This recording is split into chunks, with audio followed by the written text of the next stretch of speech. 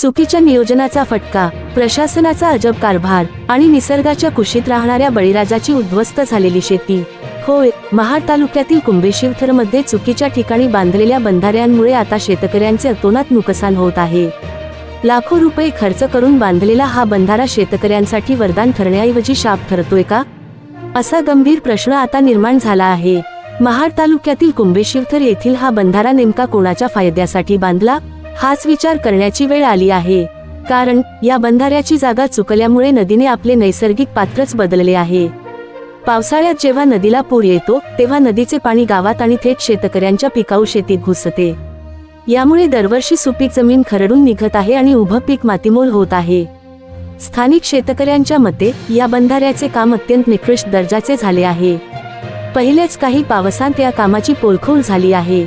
दरवर्षी हातातोंडाशी आलेला घास या पाण्याच्या प्रवाहामुळे हिरावला जात असल्याने येथील शेतकरी आता पूर्णपणे हवालदिल झाला आहे।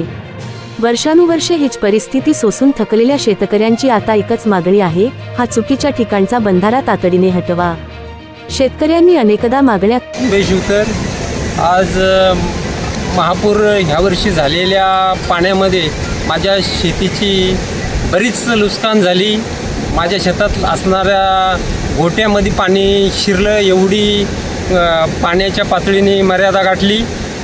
तत्पूर्वी या नदीला बंधारा धरल्यामुळं, त्या बंधाऱ्याची हाईट उंच केल्यामुळं आमच्या परिसरामध्ये गाव लगत पाणी पूर्ण गावाला पाण्याने येडलं आणि पाण्याला जाण्याचा मार्ग नाही। शासकीय कर्मचाऱ्यांनी पाण्याची पातळीचा अंदाज न घेता, लोकांना न विचारात घेता, शेतकऱ्यांची संमती न घेता हा बंधारा बांधला आणि जो नदीच्या पात्रातला गाळ काढलेला गाळ तो नदीतच टाकल्यामुळं आज शेतकऱ्यांना त्याची शेतकऱ्यांची नुकसान त्याच्यामुळं झाले आणि तो गाळ वाहून नदीतच येऊन बसलाय। प्रत्यक्षात पाणी तुम्ही स्वतःही करा, नदीच्या पात्रात जो काढलेला गाळ, नदीच्या साईडला ढकललेला गाळ परत तो नदीतच येऊन बसलाय। त्याच्यामुळं डबल हानी आमची या शेतकरी लोकांची झाली। आज सांगायचं म्हणलं 101 पोतं मी भात काढतो, तिथं आता आज रोजी मी 20 पोतं पण काढू शकणार नाही, अशी ही पद्धत झाली। रोप तर राहिलंच नाही, शेताच्या बांधापासून ह्याच्यापर्यंत त्या काहीच राहिलं नाही। आता माझ्या मजुरासह मी काही करू शकत नाही आणि शासनानं मागच्या वर्षी पण शासनाला मी असंच कळवलं होतं की आणि ती झालेल्या नुकसानीची पाहणी शासनाच्या मार्फत पण केली होती। स्वतः तहसीलदारासह प्रांतासह इथं येऊन प्रत्यक्ष पाहणी केली आणि ह्या वर्षी पण आत्ता हीच वेळ आली।